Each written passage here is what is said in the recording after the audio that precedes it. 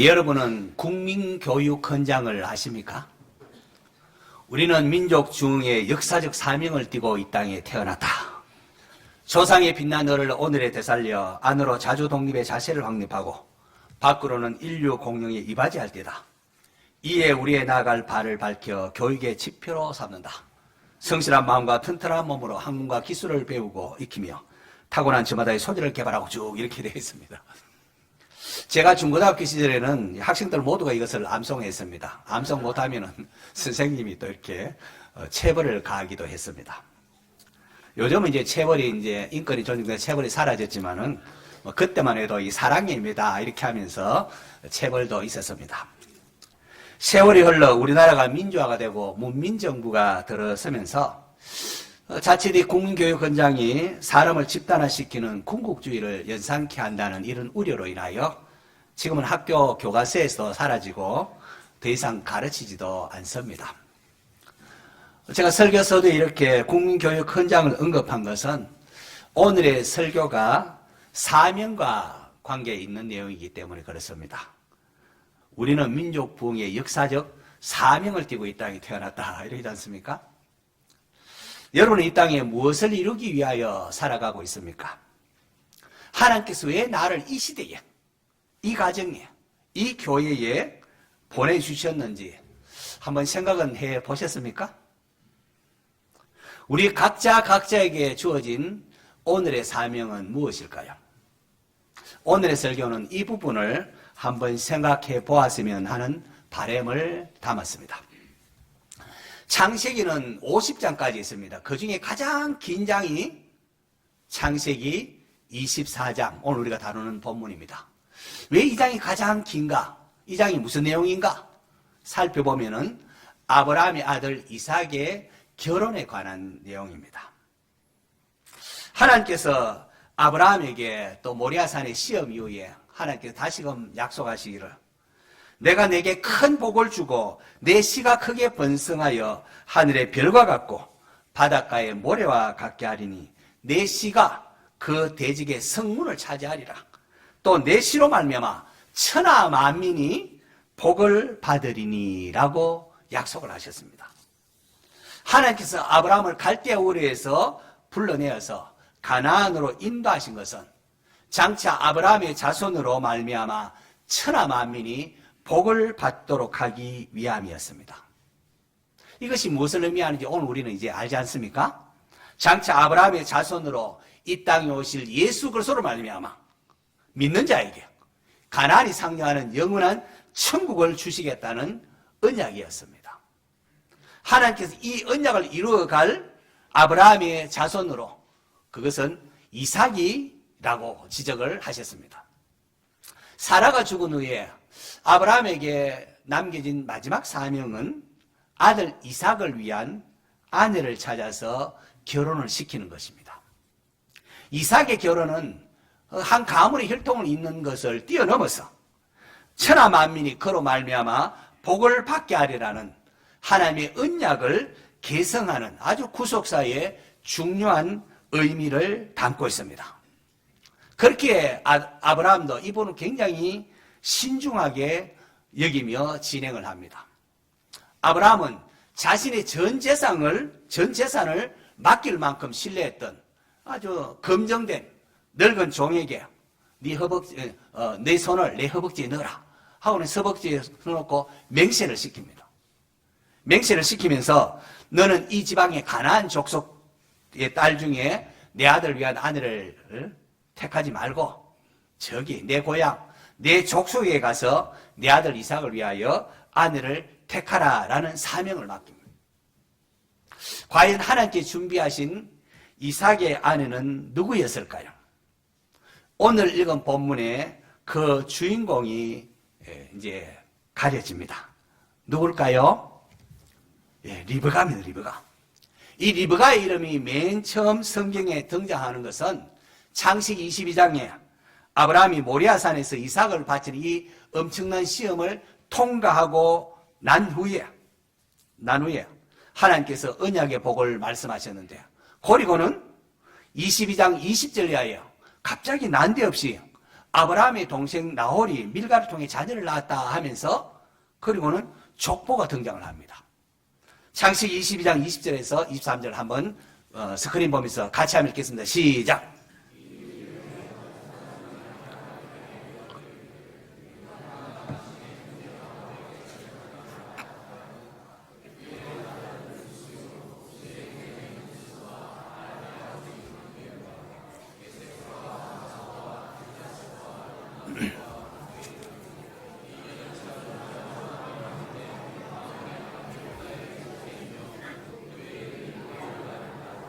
거기 리브가가 어디에 있습니까? 제일 끝에 리브가를 낳았고 나오죠? 아브라함의 동생 나홀이 밀가를 통해 아들 8명을 낳습니다. 그러면 우서, 부서, 그무엘, 게세, 다소, 빌다서, 이들라, 버두엘이라. 그 8아들이 나옵니다. 그런데 그 중에 버두엘만 자손을 또 말해요. 버두엘은 이 여덟 아브라함이 날가는 밀가에서 버두엘은 리브가를 낳았고 그렇게 되어 있습니다. 좀 이상합니다.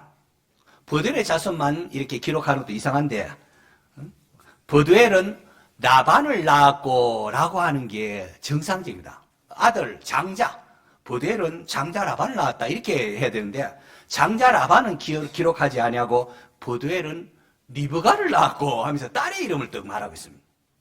왜 그럴까요?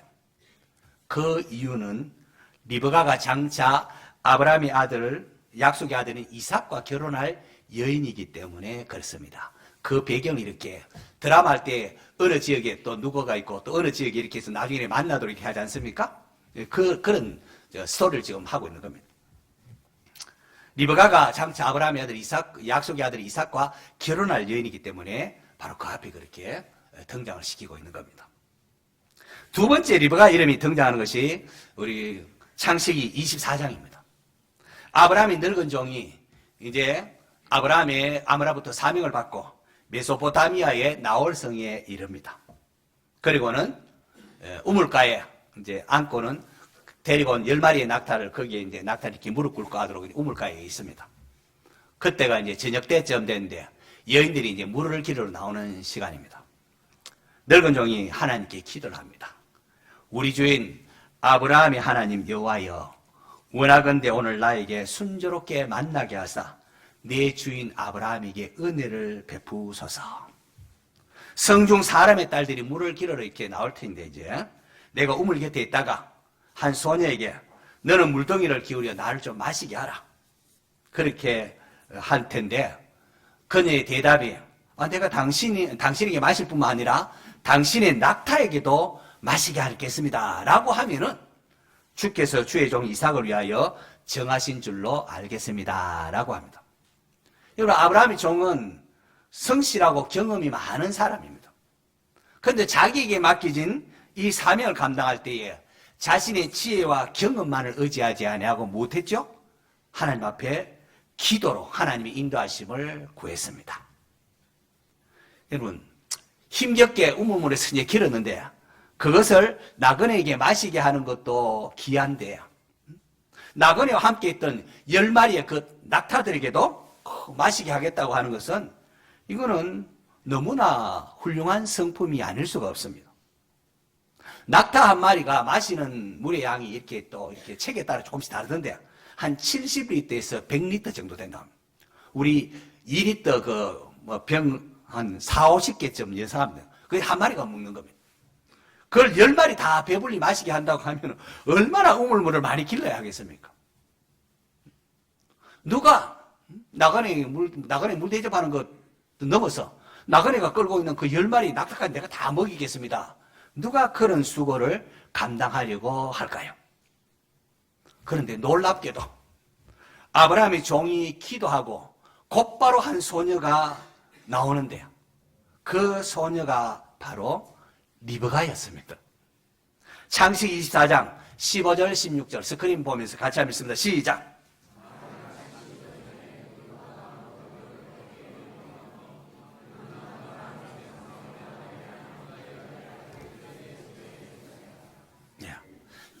앞서 창세기 22장에 언급된 리브가가 이제 하나님이 준비하신 이삭의 아내로 이제 이렇게 이제 주인공으로 등장을 합니다. 아브라함의 늙은 종이 리브가에게 물 좀 달라 이렇게 하니까 리브가가 맛이 있어서 할 뿐만 아니라 내가 보니까 당신의 낙타도 지금 10마리 있는데 내 낙타들도 내가 다 배불리 마시게 하겠습니다 라고 합니다. 아브라함의 종이 주인의 명령을 따라서 미지 그 먼 메소포타미아까지 먼 길을 왔습니다. 그러나 그는 혼자 온 게 아니었습니다. 앞서 주인 아브라함이 말한 것처럼 하나님께서 앞서 그의 사자를 보내사 이삭을 위한 신부를 예비해 놓고 계셨던 겁니다. 이것은 오늘도 마찬가지입니다. 우리는 험난한 인생길 홀로 걷는 것이 아닙니다. 이걸 하셔야 합니다. 임마누엘, 하나님을 할 때 임마누엘, 하나님 우리 함께 하시다는 겁니다. 우리가 사명 감당하려고 기도하고 행하면은 하나님이 우리 함께 하는 것을 경험할 수가 있습니다. 하나님과 동행함을 분명히 인식하려고 하면은 아브라함처럼 수시로 사명을 위하여 내게 주어진 일을 위하여 하나님께 기도하면 됩니다. 사명 감당을 위하여 특별히 기도하면은 하나님께서 도우시는 것을 보게 되고 또 기도 응답했을 때 하나님 감사합니다. 그렇게 해보십시오. 그러면은 하나님과 인격적으로 동행하는 것이 무엇인가 점차 알아가게 됩니다. 여러분 창세기 저자는 리브가를 등장시키면서 아브라함의 동생 나홀의 아들 브두엘의 딸이라 밝혔지만은 아직까지 아브라함의 종은 그 사실을 모릅니다. 아직 알지 못하는 상태입니다. 단지 그녀의 행동을 이렇게 놀라워하면서 과연 이 여인이 하나님이 이삭의 아내로 준비한 여인이 맞는가 확인하려고 내가 누구의 딸이냐 묻습니다. 그러자 리브가의 대답이 24절에 나옵니다. 같이 한번 읽어볼까요? 시작.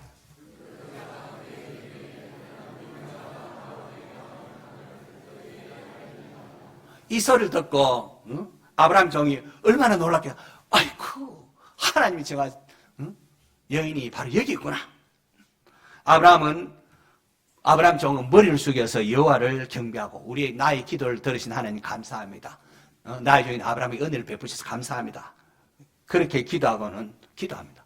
하나님께서 나를 내 주인의 동생 집으로 인도하여 참 이렇게 이삭의 아내를 찾게 하셨군요 라고 하면서 하나님을 예배합니다. 하나님께서 우리를 선이 인도할 때마다 이렇게 예배하는 모습들 우리에게 있기를 바랍니다. 리브가를 소개하는 게 이게 전부가 아닙니다. 창세기 25장에 가면 이제 아브라함이 이제 이삭 결혼하게 죽게 되는데요. 아브라함이 죽은 후에 이삭의 족보가 쭉 나오는데요. 그때도 성경은 리브가에 대하여 세밀히 언급을 합니다. 창세기 25장 19절 20절 또 스크린으로 화면 읽습니다. 시작.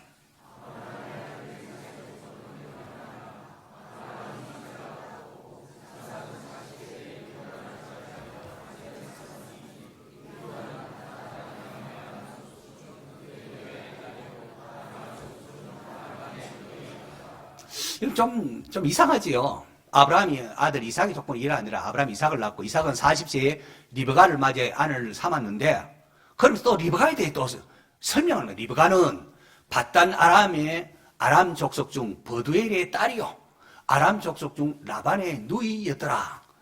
성경의 한 여인에 대해 이렇게 여러 번 또 세밀하게 언급하는 게 참 놀랍지 않습니까? 왜 그런가 하면은 하나님의 언약을 계승하는 일에 있어서 이삭 아내 리브가의 역할이 너무나 중요했기 때문에 그렇습니다. 사라가 죽은 후에 아브라함과 이삭의 마음이 얼마나 허전했겠습니까? 일평생 반려자로 고락을 함께했던 남편 아브라함의 마음이야 뭐 오죽하겠습니까? 그리고 또 아들 이삭은 어땠을까요? 아마 사라는 이삭을 아예 품에 안고 살았을 겁니다. 이게 어떻게 낳은 자식인데. 잠시도 보지 않으면은, 그 이삭이 뭐 또 어떻게 된다 싶어가지고 막 그렇게 견딜 수 없을 만큼 눈물겹게 사랑하고 예뻐했던 게 사라에게 있어서 이삭입니다. 오랫동안 아이를 낳지 못한다는 그 굴욕감에 시달렸던 사라. 노예 낳은 아들 이삭은 자기 생명보다도 귀했을 것이 분명합니다. 여러분 사라는 현숙하고 교양이 있는 여인입니다. 그럼에도 이스마엘이 이삭 놀리는 것을 볼 때는 이걸 주체하지 못하고 하갈과 이스마엘을 내쫓으라고 그렇게까지 하면서 이삭을 보호하려고 했습니다. 이러한 어머니의 사랑 속에 자란 이삭이었기 때문에 사라가 죽은 후에 이삭이 얼마나 그의 마음이 허전했겠습니까? 창세기 24장 67절 말씀 또 같이 읽습니다. 시작.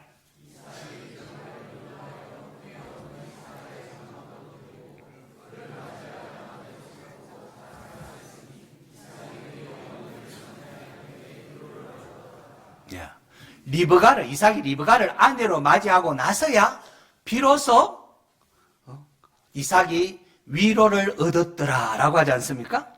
이삭이 어머니 사라가 죽을 때 얼마나 슬퍼했는데 누가 뭐 말해도 위로가 되지 아니하고 그야말로 슬퍼했는데 리브가가 바로 그 빈자리를 채워줬다는 겁니다. 자신을 껍질기도 사랑했던 어머니가 돌아가신 후에 도무지 그 슬픔 채워지지 않았던 그 허전함을, 그 빈자리를 리브가가 채워주었다는 거죠. 에베소서 5장에 보면은 남편과 아내의 관계를 그리스도와 교회의 관계로 이렇게 설명하지 않습니까?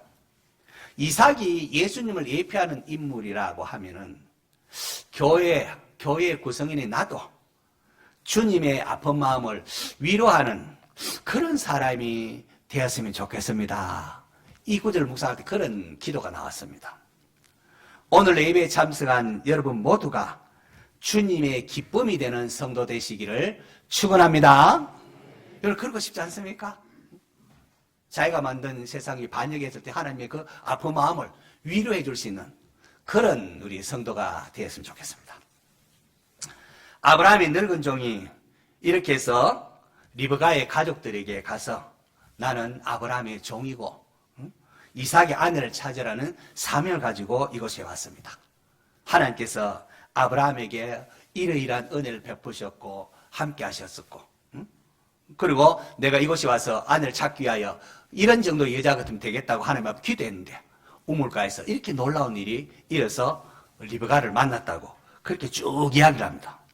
그저 그 소식을 듣는 가족들이 놀라면서 야, 이 일은 하나님이 행하신 일이구나. 그러니 리브가를 이삭의 아내로 혼인하는 것에 대해서 우리는 반대할 수가 없다. 반대할 수가 없다.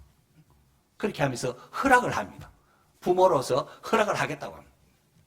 그러자 아브라함의 종이 엎드려 하나님을 또 경배합니다. 하나님 감사합니다 하고는 그러니까 신부지참금으로 가져온 은금 폐물, 의복 이런 것을 리브가에게도 주고 또 가족들에게도 다 이렇게 선물로 줍니다. 그리고는 다음날 아침 일어나자 리브가를 데리고 이제 주인에게 돌아가려고 합니다. 그래서 가족들 아닙니다. 아직 이 아이로 하여금 며칠 또는 열흘을 우리와 함께 머물게 하고 그 후에 데려갈 것입니다. 근데 아이를 좀 설득을 하고 또 정도 좀 이렇게 특별히 좀 나누고 그래 아이가 가겠다 하면 그래 보낼 것이지 그렇게 데려가면 되냐고 이렇게 합니다. 이 구약학자는 며칠 또는 열흘이라는 것이 진짜로 열흘 또 며칠이 될 수가 있겠지만은 한 계절 또는 1년, 10달 이런 식으로도 해석이 가능하다고 합니다. 아무튼 가족들로는 이렇게 좀 석별의 정을 나눌 시간을 요구를 한 겁니다. 여러분 그때는 시집 가면은 다시 볼 수 없는 그런 시절이었습니다. 그런데 늙은 종은 자신의 사명을 감당하는데 얼마나 열심히 했는가 하면은 나로 만류하지 마옵소서 이렇게 뭐 열흘이나 10달이나 이렇게 있으면 안 된다는 거죠. 여호와께서 내게 형통한 길을 주셨으니 나를 보내어서 주인에게 돌아가게 하소서라고 합니다. 하나님께서 이렇게 형통한 길을 열어주셨는데 열어주실 때에 적시로 주어진 사명을 이렇게 수행하는 늙은 종의 모습 우리는 이런 핑계 저런 핑계 대고 이렇게 늦추기 쉽지 않습니까? 이런 데 있어서 이 아브라함의 늙은 종의 모습 우리가 어떻게 충성해야 하는가를 배우게 만듭니다. 여러분 성경은 의도적으로 늙은 종의 이름을 밝히고 있지 않습니다. 구약자 대부분이 이게 아마 재산을 물려줄 엘리에셀이라고 그 옛날에 생각했던 아닌가 추정은 하지만 성경은 밝히지 않습니다. 이름도 없이 묵묵히 자신에게 맡긴 사명을 감당하는 이 종의 모습을 통하여 오늘 이 자신들을 볼 수 있기를 바랍니다. 결국 가족들은 그 결정을 리브가에게 맡깁니다. 가족들은 리브가를 불러서 야, 이 사람이 너를 데리고 지금 가려고 하는데 이 사람과 함께 가겠느냐 물었습니다. 가족과 그렇게 수천리 수만리 떨어진 먼 곳에 시집 가겠느냐는 겁니다. 늙은 종이 아브라함에게 이삭의 아내를 구하러 올 때에 맹세할 때 물은 게 있습니다. 주인님, 만일 내가 좋은 여자를 찾았는데 이 여자가 만일 오지 않으려고 하면은 어떻게 합니까? 물었습니다. 그때 아브라함이 단호하게 말합니다. 만일 여자가 너를 따라오려고 하지 아니하면은 나의 이 맹세가 너와 아무런 상관이 없나니 오직 내 아들을 그리로 데리고 가지 못할지니라 라고. 아브라함은 하나님께서 이삭의 아내를 준비해 놓으시라는 여호와 이레의 신앙을 가지고 있습니다. 그러면서 종을 파송했습니다. 그러면서도 아브라함은 하나님 향하여 열려 있습니다. 하나님이 내가 생각하고 계획한 것은 달리 행동하실지라도 여전히 하나님을 신뢰하겠다는 겁니다. 다시 말해서 아무리 좋은 며느리감을 찾았다 할지라도 이게 하나님 뜻이 아니라고 판단이 서면은 미련을 갖지 않고 돌이키겠다는 거죠. 바로 이것이 하나님의 주권을 인정하는 아브라함의 믿음입니다. 하나님의 주권을 인정하는 이게 신앙의 핵심입니다. 핵심. 자, 이제 늙은 종이 할 수 있는 건 없습니다. 이제 숨죽이면서 리브가가 과연 무슨 대답을 할까 이제 기다립니다. 그때 리브가가 대답합니다. 뭐라고요? 가겠나이다. 가겠나이다. 이 24장에 등장하는 인물이 말하는 대사 가운데 가장 짧은 단어면서도 가장 결정적인 대사입니다. 한 번도 본 적이 없는 이삭의 아내가 되기 위하여 사랑하는 부모 형제들을 다 떠나서 간다는 게 놀랍지 않습니까? 메소포타미아, 하란 지역, 이런 지역은 당시 문화적으로 상업적으로 융성한 도시를 이루고 있었습니다. 너도 나도 문명화된 도시에 살고 싶어 했는데 이 어린 소녀가 800km나 멀리 떨어져 있는 척박한 가나안 땅에 있는 그런 남자에게 시집 가겠다고 하는 것, 이게 도대체 웬일일까? 무엇이 그녀로 하여금 이런 결정을 하게 했을까요? 철딱서니가 없어서 막 선물 주고 하니까 뭐가 뭔지 모르고 따라갈게요 이렇게 한 것일까요? 당시 시집을 가면은 언제 다시 부모 형제를 볼 수 있을지 이게 알 수 없습니다. 그때는 차도 없고 전화도 없고 남편이 서운하다 한다고 막 실망했다고 하면 쪼로로 다시 돌아올 수 있는 그런 상황이 아닙니다. 다시는 사랑하는 부모 형제를 볼 수 없는 경우가 대부분 그냥 시집가면 끝나는 겁니다. 그런데 왜 리브가는 아브라함의 늙은 종을 따라 얼굴도 본 적이 없는 이삭의 아내가 되려고 사랑하는 친척 또 본토 부모 형제를 떠나고 그곳에 가려고 한 것일까요? 또 부모와의 석별의 정도 나누지 아니하고 곧바로 순종하게 가겠나이다 라고. 저는 그 해답을 가족의 축복 속에 담겨 있음을 발견했습니다. 리브가가 그런 가겠나이다 하니까 가족들이 축복을 합니다. 어떻게 축복하는지 60절 말씀 우리 같이 한 번만 더 보겠습니다. 시작.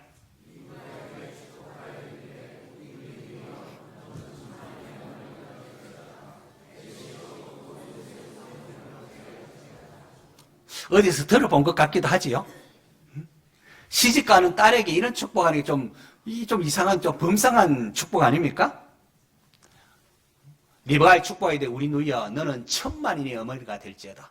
내 시로 그 원수의 성문을 얻게 할지어다. 이것은 하나님께서 아브라함에게 주신 약속입니다. 하나님께서 아브라함에게 천만인이 너로 말미암아 복을 얻을 것이고 내 씨가 하늘의 별과 같고 바닷가의 모래와 같겠다 하면서 내 씨가 대적의 성문을 차지하리라 하고 했습니다. 우리는 이것을 통하여 리브가의 행동이 단순한 철부지 행동이 아니라 이 하나님의 약속에 근거한 믿음의 결단이라는 것을 알 수가 있습니다. 사랑하는 가족을 떠나서 낯설지만 하나님의 그 약속을 사모하면서 가겠나이다 라고 하는 리브가의 대답은 마치 옛날에 아브라함의 믿음을 보는 것 같지 않습니까? 내 본토 친척 아비 집을 떠나 내가 네게 지시할 땅으로 가게 하라 할 때에요. 아브라함이 하나님의 말씀을 믿고 떠났습니다. 구약학자도 이러한 리브가를 보면서 리틀 아브라함이라 이렇게 부릅니다. 아브라함과 똑같구나. 옛날에 진짜 본토 친척 아비집을 떠나서 가나안 오는 아브라함과 똑같은 믿음을 지금 누가 소유하고 있다고요? 이 리브가가 하나님이 예비하신 이삭의 아내 리브가에게서 그런 믿음을 보는 겁니다. 이제 리브가는 하나님의 언약의 가족으로 들어가서 시어머니 사라의 뒤를 이어서 천만인의 어머니가 될 것입니다. 리브가는 이러한 하나님의 부름 앞에 믿음으로 순종하기로 결단한 겁니다. 천만인의 어머니로 부름받은 리브가가 이제 언약의 메이커로서 어떻게 활약했는가에 대해서는 다음번에 다루도록 하고 오늘은 여기에서 말씀을 정리해야 할 것 같습니다. 성도 여러분, 아브라함의 노후의 마지막 사명이 이삭의 결혼이었던 것처럼 나에게 주어진 사명은 무엇이라고 생각하십니까? 특별히 연세 많으신 어르신들, 내게 주어진 하나님께 부름받기 전에 내가 해야 될 것이 무엇인가 한번 생각해 보면 좋겠습니다. 아브라함은 이삭의 결혼을 위하여 자신이 가장 신뢰하는 늙은 종을 메소포타미아로 파송합니다. 그런데 보십시오. 자신을 드러내지 않고 주인만을 높였던 한 종의 헌신과 기도, 하나님께서 이러한 종의 기도를 응답하심으로 천만인의 어머니가 될 이삭의 아내를 찾게 하셨습니다. 우리도 사명을 위하여 충성할 때에 자신은 감추고 주인 되신 하나님만 높이며 기도를 통하여 하나님의 선하심을 맛보는 성도 되시기를 바랍니다.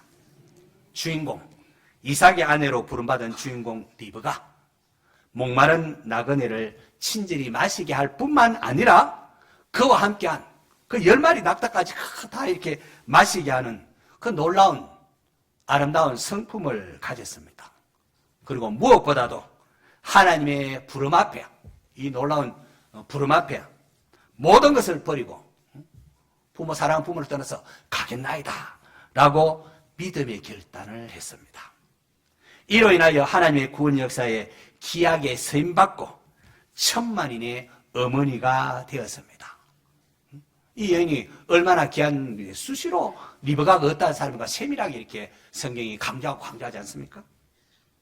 저는 오늘의 설교가 나의 사명은 무엇인가? 나는 지금 어떻게 그 사명을 감당하고 있는지 자신을 한번 돌아볼 수 있었으면 좋겠습니다. 하나님께서 자신의 사명을 감당하기 위하여 기도하며 결단하는 여러분에게 복 주시기를 축원합니다.